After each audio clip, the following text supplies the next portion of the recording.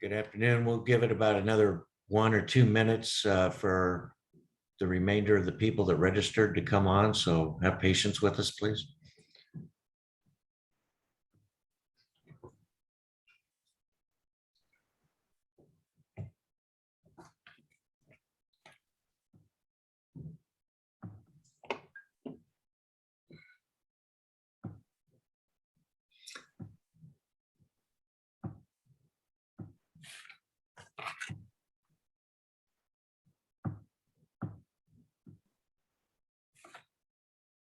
Okay.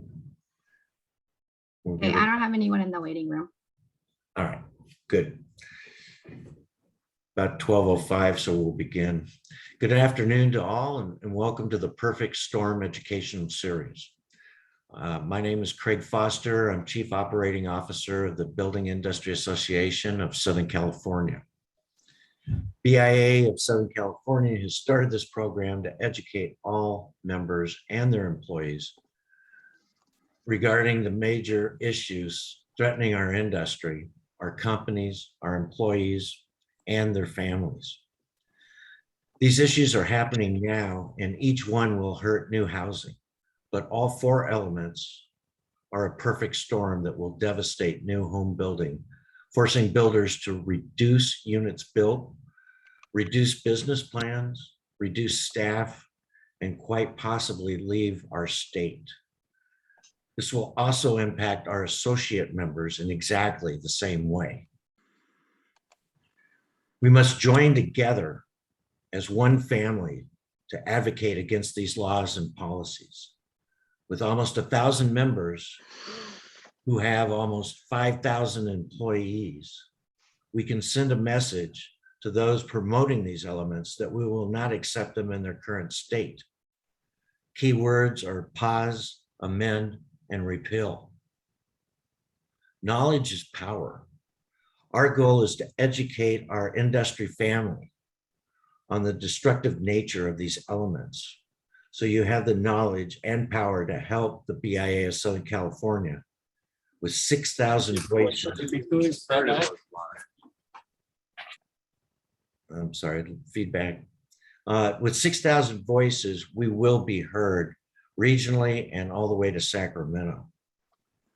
Today's part one of the series is understanding the four elements. And I want to interject here, there will be more elements coming to add to the perfect storm next year. But these are the four pressing ones that we're going to discuss today. First is VMT, or vehicle miles traveled. The second is SB 12 wildfire. Then there's construction permits and stormwater.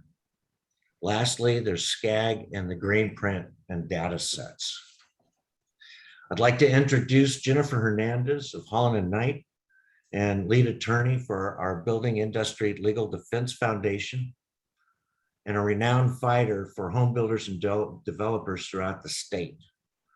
Along with Jennifer is Adam Woods, our Orange County Chapter Vice President, and our build administrator, who is at the forefront of our association's advocacy battles.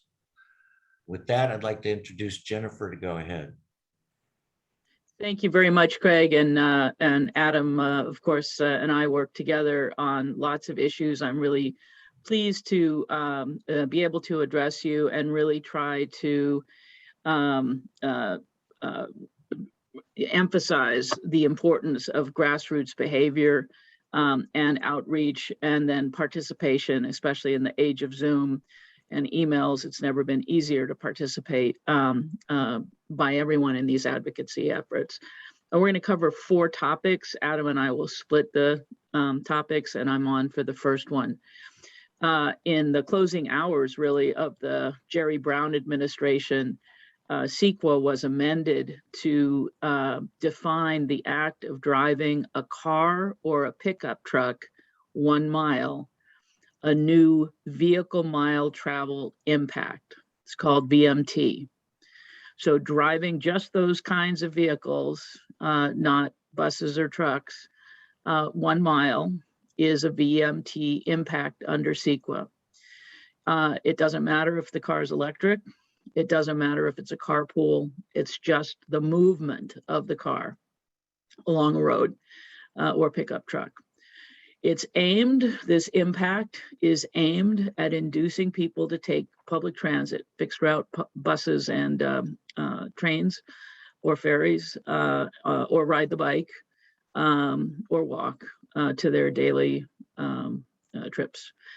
It is very urban centric, and CEQA has now been amended such that if you have a location that is within a half a mile of a frequent transit stop, and frequent transit is 3 or 4 buses in the PM and AM peak hours, plus some weekend and evening service, or if you're within half a mile of a metro station or a ferry station to the extent they exist, then you're pretty much good to go under VMT.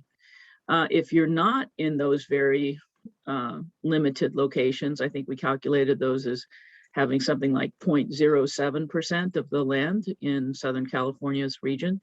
If you're not in those locations, then vehicle miles traveled is something that you're likely in your project entitlement efforts to find that your new residents are going to travel exactly the way next door neighbors travel, or adjacent development project folks travel, and that's mostly by car.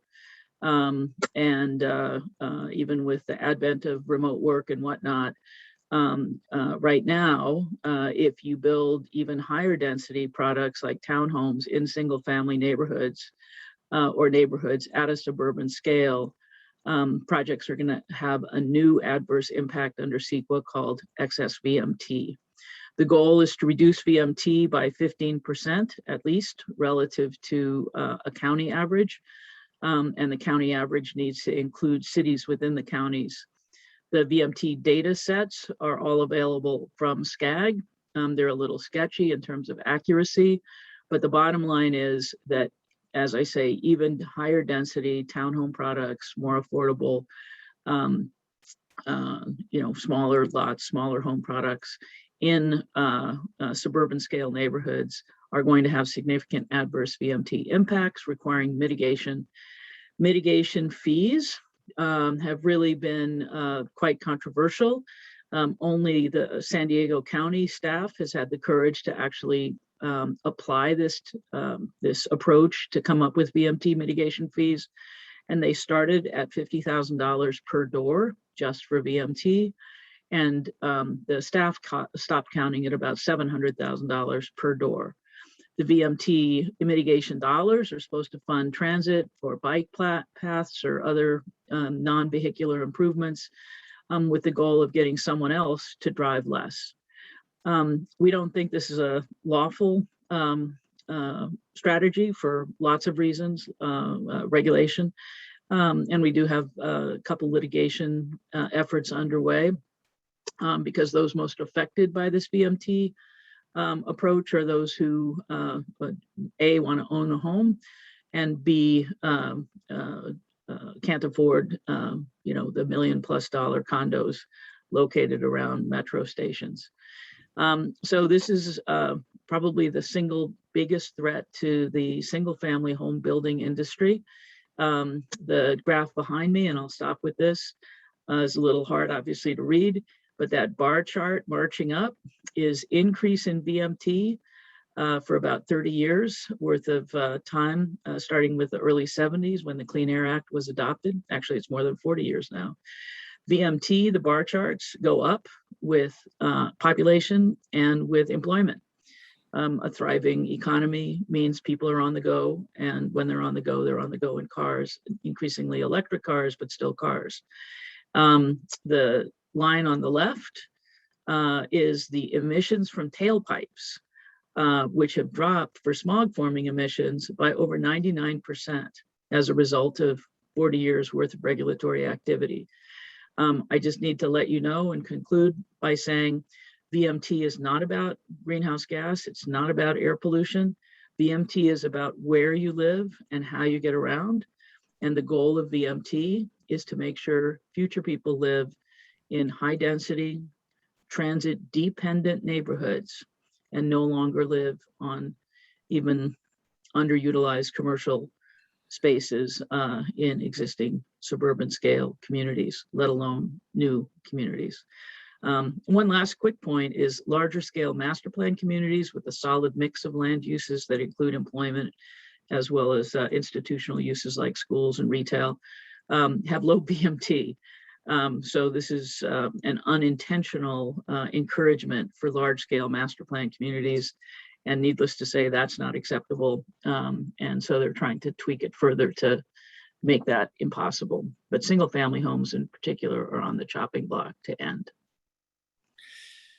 Yep. And Jennifer, I'd like to add on before we move over to Adam. Again, a study was done by the San Diego County Board of Supervisors, which you see on your screen. But in that study, the impact of VMT could affect, Jennifer had mentioned, a per door fee on this, but the study said the range of the impact could be 200,000 to 2 million a door. Now, those numbers seem made up, unrealistic, but they're not. That's what they found. And that should be disconcerting to all of us. The other thing I want to add is I saw last week where SANDAG, which is San Diego Association of Governments, had requested a hearing last Friday, and I have not heard the results of it, but they were going to entertain the idea of instituting a 4-cent per mile tax on all residences of San Diego. That impact would be, each driver, the impact would be about $1,000 a year. So basically every road in San Diego would be a toll road. Besides paying $5 a gallon to fill your car up, now you're going to pay just to drive on San Diego streets. And I'm putting it in real layman's terms, but the point I am raising about that is there are other things of VMT that are now happening, or at least on the table of discussions. And again, if it happens in San Diego and or it gets invoked in San Diego, it will filter out to the rest of the state. So again, it's something to be watched, and it's something that we, as our 1,000 members and our 6,000 voices, need to be acutely aware of. So with that, Adam. Really quick, Craig, there was a question as to whether or not the graphs that are behind Jennifer are going to be shared. I don't personally have them, but that was a question that's in the chat. So if you guys want to keep an eye on the chat box. I didn't set that up. It's the only slide. It's actually my standard backdrop slide. I'm happy to send it along, and you guys can forward it to attendees. What we'll do for everybody on this, and Laura, we will have this PowerPoint that you're looking at right now. I'll get Jennifer's slide. We'll incorporate that, and you'll be able to access that on our website. You go to the main page, there is a tab for the perfect storm, and you can go in there. That'll be available probably by tomorrow afternoon, Monday at the latest. Perfect. So I'll jump in there, and to Craig's point, some questions are coming in. Make sure you get your questions on VMT in there. It is not an overstatement to say Jennifer is the leading expert on this topic in the state. So this is your chance to ask all those questions. It is a very complicated issue that definitely we could spend a couple hours on. And just to add again real quick, we will have a question and answer at the end of the presentations for about 15-20 minutes. So we will be able to address any questions. So with that, Adam, I'm sorry. No worries. So I'll jump into it. So I've been tasked with giving you guys a little background on the stormwater construction general permit. And if you're anything like me, you probably stopped paying attention about halfway through that title. And I wouldn't blame you for that, because it's an issue that really pretty much requires a PhD to fully understand. And the BIA has got one of those, but it's not me. So I'll start with an apology to the true water policy wonks out there that my review today is going to be fairly general, but we're going to dive into a pretty deep topic here. So hitting on water, probably the best place to start for any conversation on water in California is that Mark Twain quote, water's for fighting, the whiskey's for drinking. And we definitely have a fight on our hands with this one. A long history of the BIA being involved in the stormwater construction general permit. But before we get into that specifically, I want to give a little bit of context so we know where we're coming from with all of this. The story really starts with an organization called the California State Water Resources Control Board, or the State Water Board. It was created way back in 1967. That led to some legislation known as Porter-Cologne Water Quality Act in 1970. That creates this 9 regional water boards that control policy throughout the state. The state board's got 5 full-time salary members. There's 9 boards. Those 9 boards, they've all got 7. All that's not really relevant to the topic at hand. It just goes to the point that we're trying to make here is that water policy definitely exists in its own world with its own rules and kind of operates well outside the realm of anything anybody would ever pay attention to in the normal course of their life. And that is probably what makes part of this conversation so dangerous, is this is not something that you might just happen across or read about in the newspaper.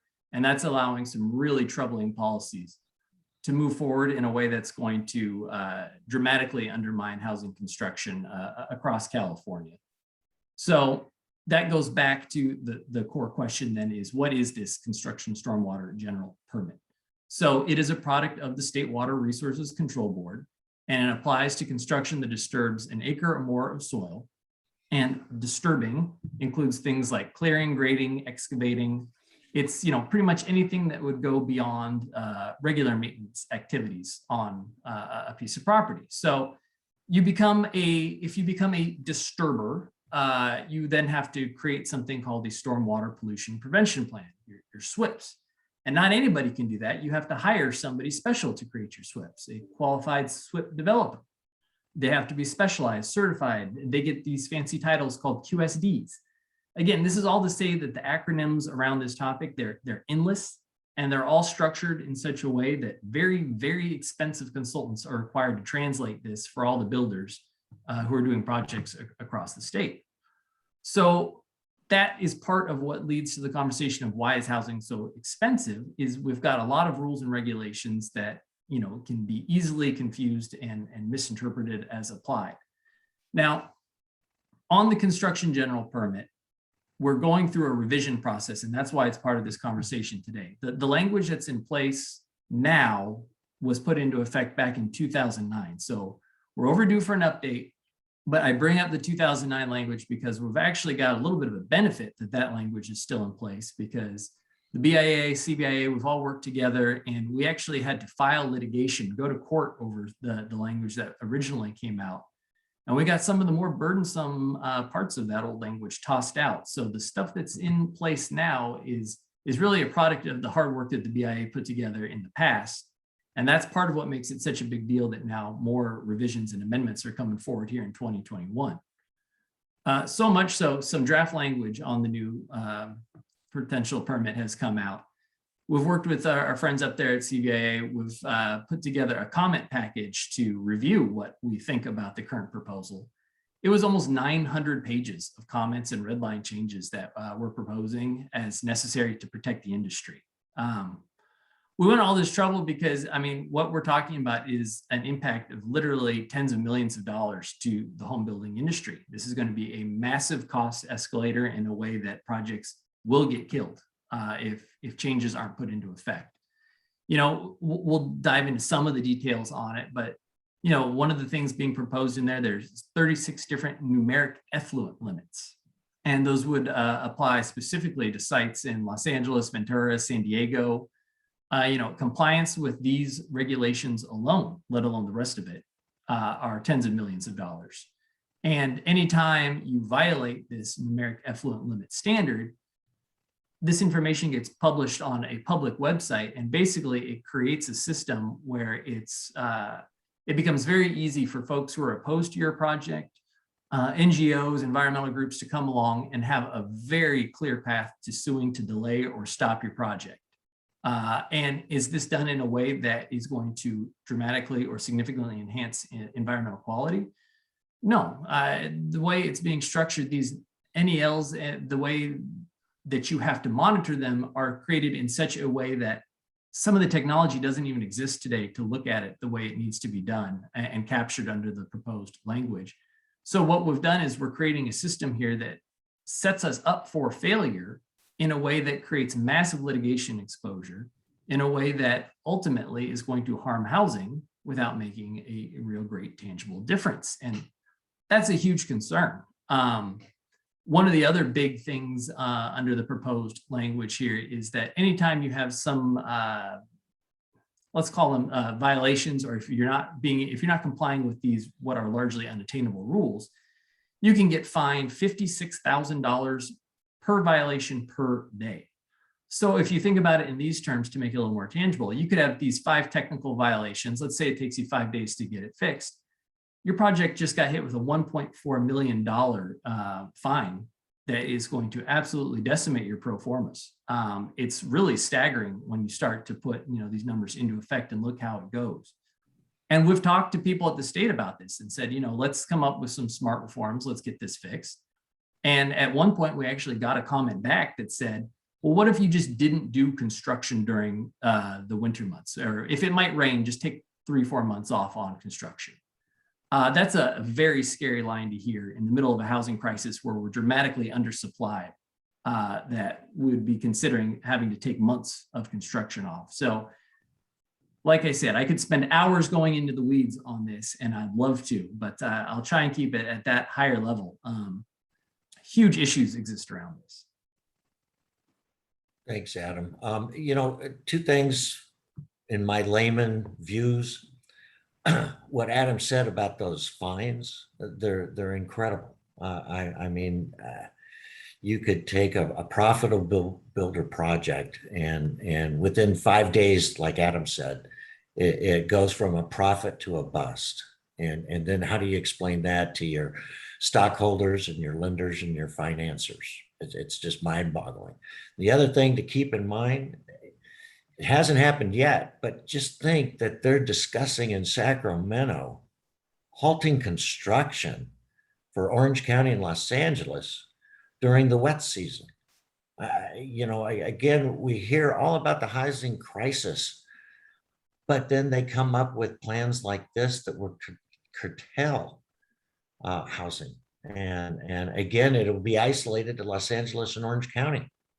It's again, they're mind-blowing, and that's why we want to open your eyes and educate you about what's really behind these situations. So Laura, if you go to the next slide, and I just want to preface it. Laura.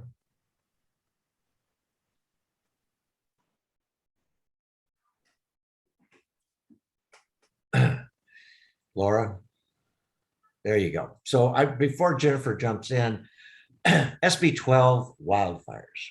The whole reason that this perfect storm series came to be in my head, and now it's in a live format, is I had some division presidents come up, and they were telling me that they had been approached by their employees. And they said, why are you affiliating yourself with the BIA Southern California? They're just asking for money, and they're against wildfires protection. And we don't understand why, a good association would be against wildfire protection. And again, the sad part of it is they only had so much information. As I said early on, knowledge is power. But they had read only a limited guided explanation of SB 12 and wildfires. And of course, the association, our builders or associates, were not against wildfire protection. When it was in its early stages, it had good-hearted intentions. But then people in Sacramento They decide to burden it with all other types of features, and it became very burdened and punitive, basically stopping building altogether, even though the title is SB 12 and wildfire protection, it got way out and away from that initial goal. And again, this is why we need to educate and become a solid group advocating and again, understanding what really behind the scenes in a lot of these four elements. And again, I apologize. I just want to give my viewpoint on that. And Jennifer, please jump in on SB 12. Actually, Adam's going to take this one as well, Craig, and then I'll close. And we're trying not to make this too much talking heads, so we'll both be brief. All right. Sorry, Adam. No worries. I'll rush through this one quick as I can. So, it's like Craig said, there's no question wildfires are top of mind for everybody. According to CAL FIRE in 2021, we're already at about 2.5 million acres have been burned. That's spanning over the course of over 8,000 individual wildfire incidents. So, I mean, it is really no surprise that Sacramento has taken notice of these numbers. Previous years were even higher. So there's no question that something has to be done to tackle the wildfire problem in California. But, once again, what we're seeing is an overly broad Northern California solution being imposed on the entirety of the state. And I don't think it's a stretch to say that, wildfire prevention policies that work in the redwood forests are not the same ones that would be working in the Coachella Valley. But again, that's kind of the approach that we're getting foisted upon us with what we've seen. And the prime example of that is Senate Bill 12 from last year. Now, this one was authored by a gentleman, Senator Mike McGuire. His district is the Pacific Coast from Oregon all the way down to San Francisco. And, it's a very unique district, but this bill that he authored, it wasn't written for his area. It was written for a statewide impact. And, that's an area of concern. And we're very worried about the language that was put in there because it goes forward in a way that could actually wipe out almost half of all new homes planned for construction in California. Now, to Craig's point, it's a pretty small step from there to understand that if you take out half of all new homes planned for construction, half of all the jobs related to that home construction also get wiped out. In this instance, Senate Bill 12, it literally had a clause in there that said SB 12 can be unreasonable, infeasible, and unachievable for up to 50% of all housing projects in the state. So in the middle of a housing crisis, we've got this crushing undersupply of housing production, and we're seeing a bill that got pretty far along in the legislative process that could stop 50% of new homes. That's pretty shocking. It definitely took me aback when I first saw that. But the language in there, it doesn't even really necessarily stop there because the bill created massive litigation risks. There were a lot of duplicative and conflicting requirements. So that means the 50% of homes that still could be built could now be subject to litigation under some of these new conflicts. And it's those kind of legal threats that end up killing housing projects and costing jobs for the folks in our industry. And probably the most frustrating part of the bill is that it ignored a lot of housing success stories. Our friends at CBIA, I think I saw a couple of them jump on the call.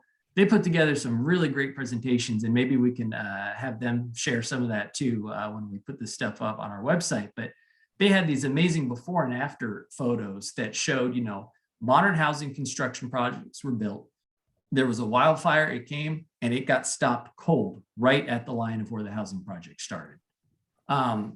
So there's a role for housing to play in this conversation. And it was particularly frustrating to see that SB 12, it actually had provisions that worked against the larger scale housing projects and master plan communities that were doing the most to limit the spread of wildfires. So the good news in all of this is that SB 12 did get stopped in the Assembly Housing Committee this past year, but in a technical distinction, it wasn't killed. So that means it could very much come back in January of this year, start advancing again, and all of these threats to the industry will be at the forefront just a couple months from now. So even if we do have a chance to stop SB 12. Let's say we do kill it and make sure that it doesn't get to the governor's desk and become a law. What's crazy is that we're also hearing rumors that the Department of Forestry and Fire Prevention are considering similar regulations.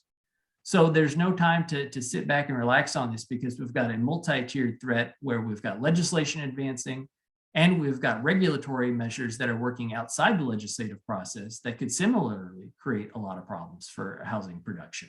And again, like we said at the beginning here, we're very dedicated. We've got to definitely take some swift action to combat the wildfire threat that is present here in California. The numbers are staggering of what's burned in Northern California.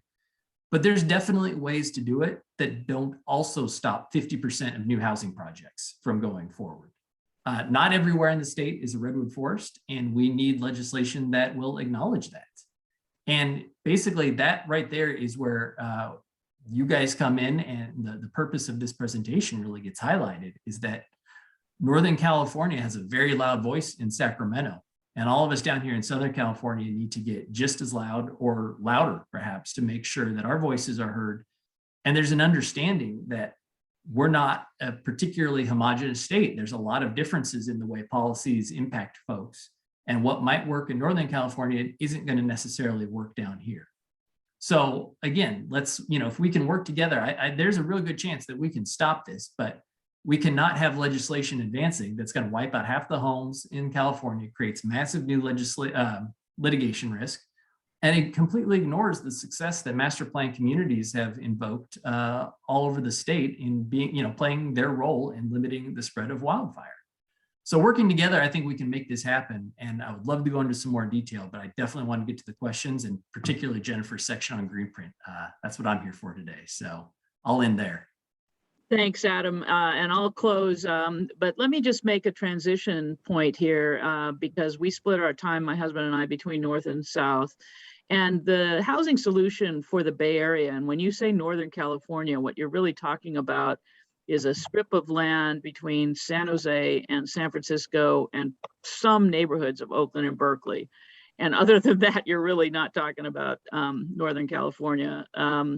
But in those locations, which has definitely an outsized role in funding and advocating for housing reform, the sort of prototypical solution is for maybe 3 tech workers to buy a house in Palo Alto together and chop it up into 3 units, split the lot, and then build a duplex or 2 on each. That's the SB9 and ADU model. And then to take whatever land is available, and there's a lot more transit service. The entirety of San Francisco is only 49 square miles. It wouldn't even count as a neighborhood in parts of Los Angeles. But there is more transit service in the north. And anyway, to take whatever land is available and build higher density housing, which typically runs in the $4,000 to $5,000 a month for 1 bedroom, parking extra price point. And that's a fine solution for the folks who need that solution. But the idea that that is the solution statewide is crazy. And wildfire is the new tool that's being used to say that's the only, we can't possibly build outside existing urbanized areas for wildfire risk. And then in urbanized areas, we can't build home ownership products or infill opportunity sites because of VMT. So the only thing we should do at scale is high density housing on transit and chop up single family home lots. And that is the housing policy priority, almost to the exclusion of all else, that's coming to and through you from Sacramento. So I'm going to finish off with the tale of Greenprint. All those kind of NIMBY folks that sue all the time on housing. So they're not exactly excited about RHNA, the Regional Housing Needs Assessment process, and new general plan housing elements where cities are adopting plans to allow a lot more housing. I mean, these groups and individuals have spent decades blocking new housing.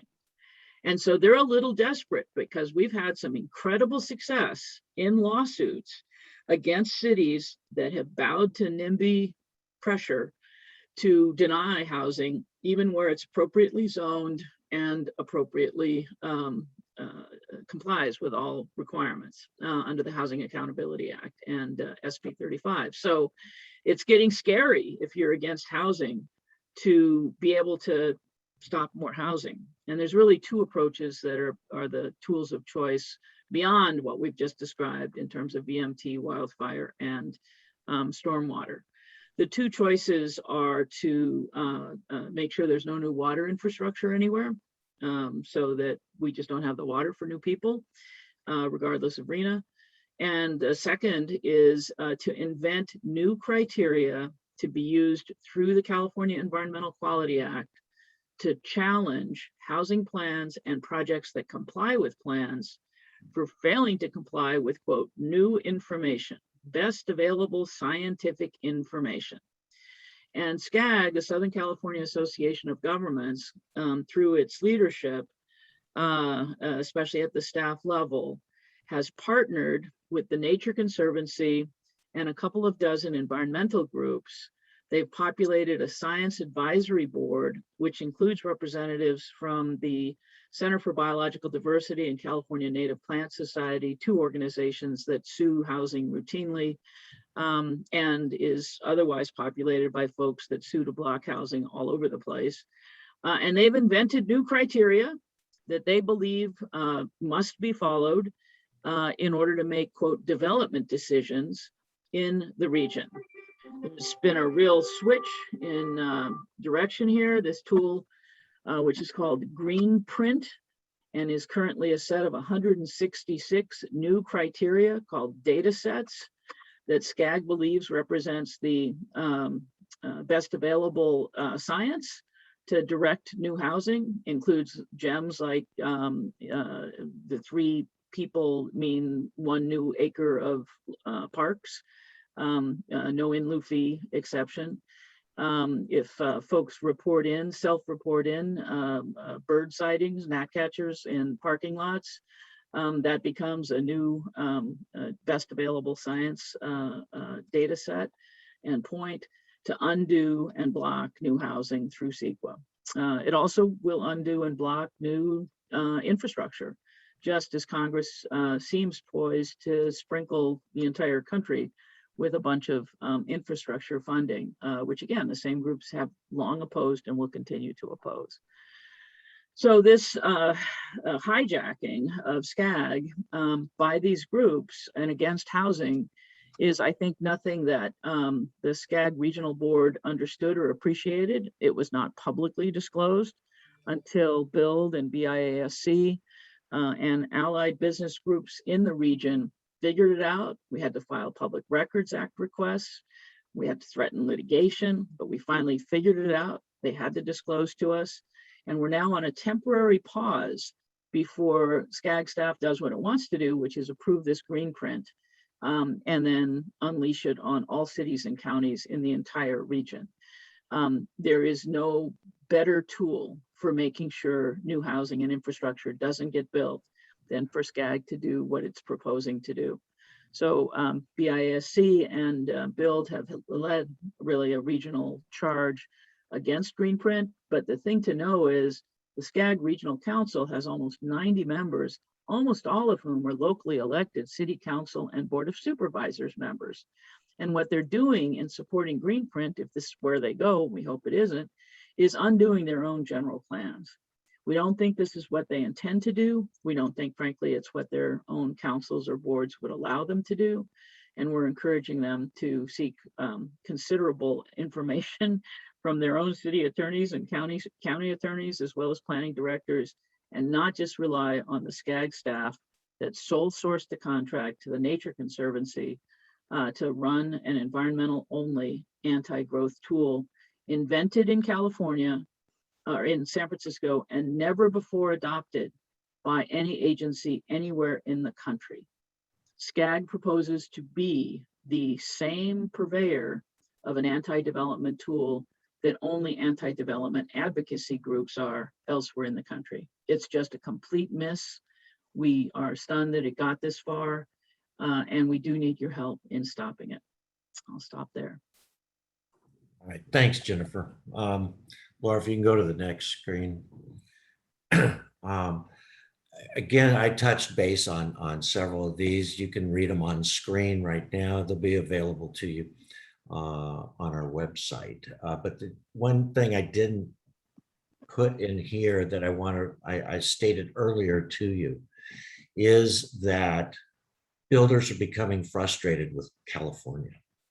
It is becoming with CEQA and entitlement fees, otherwise known as garbage fees, junk fees, everything that's adding on to the cost of the house, are large, either public builders or just large private builders are allocating more money to other states to where they can get their projects entitled quicker and for a lot cheaper and such. So understand the movement has already started with builders not putting as much money as they once had into California and moving those monies to the Texas and Tennessees and the Carolinas and other hot markets, Colorado and so forth that are occurring. Again, I go back to the fact that the key point to this is to let you know that all of these are in process right now. Singly, each one hurts our industry. Together, they truly make the 2008 Great Recession look like a vacation as far as if they all go into play. And again, I'm not trying to embellish or incite a riot with all of you about these, but they really are living problems that we're dealing with right now. And that's why we need you. We need your employees. Again, we're one big family that has to come together to fight this. So next slide, Laura, please. We're going to go to question and answers in just a second. Again, I thank all of you for registering. We had over 160 registrants. The series is going to go to part 2, and we will be sending out notifications of that. That will be further updates. We're also going to bring in other keynote speakers that can talk about updates and we're also going to go into what can we do? What are we doing and what can we do to, as I said, the key words of pause, amend, repeal. Those are the fighting words we have to look at when we deal with this. So I appreciate everybody coming on. We'll send out a notification as far as when part 2 of the series will be. And again, we're timing them from 12 to 1. So that way you and your employees can come on at their lunchtime, have their sandwich, learn about these things that we've touched base on today and still go about their daily business. So with that, Laura, we can kill the screen and then we can open it up to a question and answer session.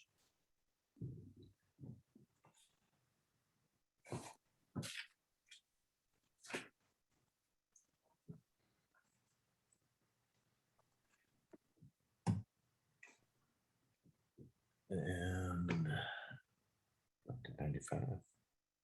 Okay. Too much to digest? Go. Who's brave to go first? You can also use the raise hand feature or type it in, type a question in for us. Oh, there's Les. I knew he'd do it. Yeah. Oh, we got you on mute still, Les.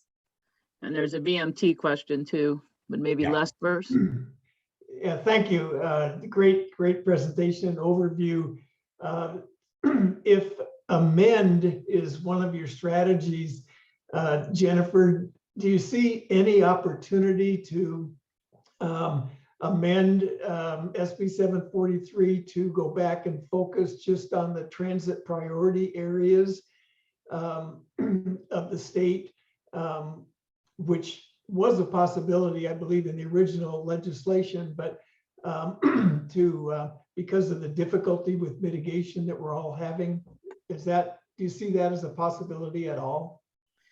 You know, Les, I wish I could be more optimistic. The truth is that this morning there were private sector law firms saying VMT is lovely.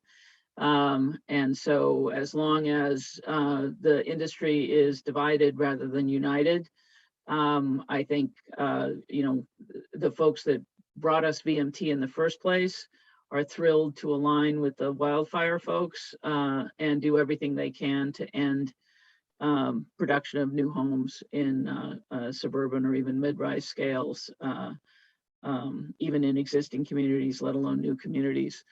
So VMT was always about a demand for a housing typology, which is almost inevitably a rental home with an expectation that people will ride the bus. I don't know a lot of people that pay $5,000 a month and ride the bus.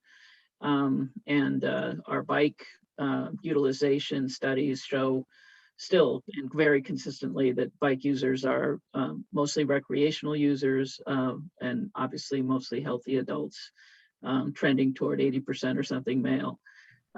So the whole idea of, you know, increased bus ridership and bike utilization tied to high density housing, mostly rental, is a doctrine that's still very, very strong. And you only have to think about that strip between San Jose and San Francisco, and then hop across the bridge to neighborhoods in Oakland and Berkeley. And you know what? It's okay there, right? Yes. But it doesn't work for anyone else. Certainly doesn't work for anyone who can afford $2,500, let alone, you know, for a mortgage payment or rent. And that's our state. That's who we need to make housing work for. Thank you. And then there was a couple more questions. VMT is already in place. What's the status of BIA legislation against it? You know, there will be a reopening of SB 375. There will be an opportunity to maybe try to standardize a fee approach, much as we did many years ago with school fees. But that's probably a best case scenario. The anti-development forces, the anti-single family home and home ownership forces, and frankly, the anti-people forces who think we have too many people already in the state and we should reduce our greenhouse gas footprint by getting rid of more people and jobs. Those are going to be the headwinds that we'll need to work with. I have to say there's a real alignment opportunity here with labor, whose members are quite unhappy about these kind of, you know, elite high cost policies. And, you know, it's when you think about it, it's union members, whether they're teachers or firefighters or whatever, who are being most hurt by the absence of attainable home ownership products. And then of course, it's also communities of color. The majority of home buyers right now in many of our Southern California areas are Latinos or other ethnic minorities. So, and that is not the color of the housing dogmatists in San Francisco and the Bay Area.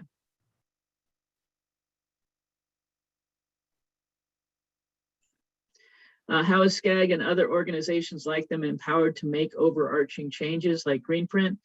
You know, these are very carefully scripted legal playbooks where you set up a hand-picked, you know, sole source contractor with a whole business plan associated with making sure open space, you know, lands in its portfolio of owned or conservation easement controlled property for which they get money. That's Nature Conservancy, does great work, but in this context is very much aligned with you know, anti-development.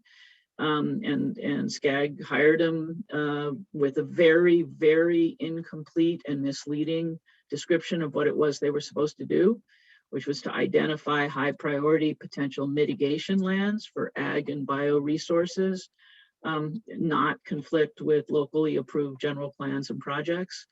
But once that sole source contract was in place, bureaucrats took over contractors took over, and science advisors were selected with zero regard for housing science, like what happens to a family, from mental health to physical well-being, when they have to get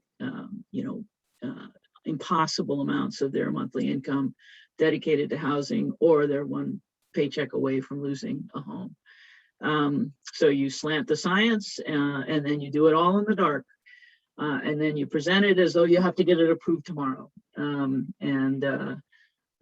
that's been the playbook so far. We've stared down the brink twice.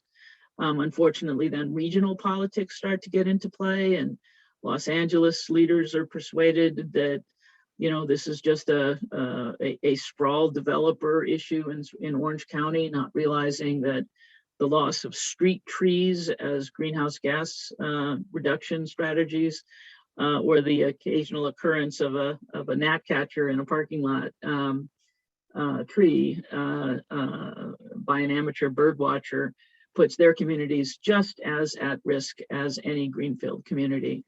But LA versus kind of everybody else is part of the political dynamic at SCAG. And then, of course, transit agencies are desperate for money, and higher ridership equates to higher funding, and higher priority for grants, and high density housing supports funding applications. So you've got a pretty strong contingent of transportation agencies, transit agencies, that would love to make sure everybody lives in high rises on a few streets that they can service with buses. So there's a bunch of forces in place, and all of those people are paid every day to do what they do, and everybody else kind of has a day job, and things get pretty quickly out of control, and that's what's happening. Perfect storm. Back to Craig. All right, any further questions? I think, let's see, there was one. Lucy, she's on Lucy. us. Yeah, Lucy,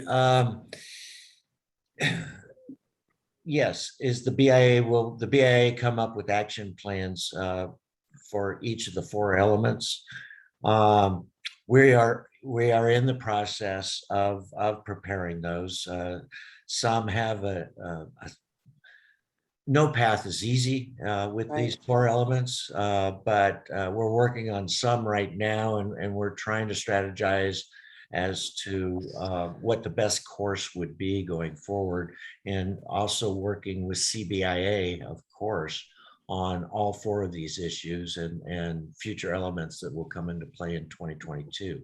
So we're trying to be in concert as the BIA of Southern California with CBIA, and trying to develop those action plans for each of these. And like I said, some of these will be discussed in part 2 of our series, as far as what we are doing, and we may not be able to discuss all 4 at that time because we're not prepared for it.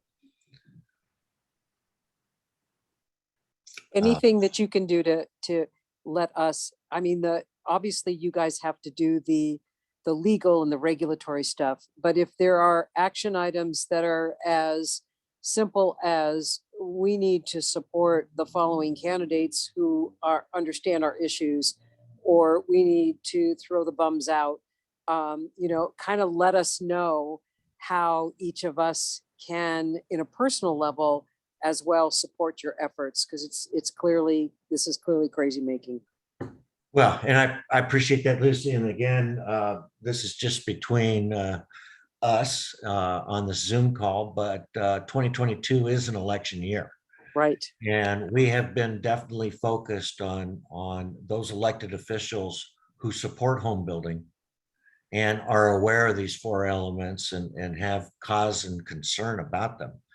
And we will be doing our very best to point out to elected officials our feelings on if they're doing well, or our feelings on if they're not, and where our support will lie. So The BIA in years past, last few years hadn't been that active, but we will definitely be supporting those that support home building. And if they don't, we may have to support getting them removed. And we're at a point where we're not afraid to do that at this time.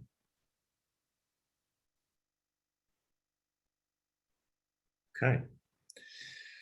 All right, well, we're right on time. It's almost 1 o'clock. I do want to thank everyone for coming on. I hope you felt you had some education on this. You have a little bit more knowledge. We definitely ask you, to relay this knowledge you have to family and friends. And we take that 6,000 voices and turn them into 30,000 voices. Because on the next part 2 series, we'll talk about what we can do from an advocacy standpoint, how we need to harness the 1,000 members and the 5,000 employees to gain traction to work against these 4 elements. So with that, again, I thank everyone. Jennifer, I can't tell you how much I appreciate your time to be on this call today. Adam, you're spot on as always. And again, thanks everyone. Thanks. Thanks, guys.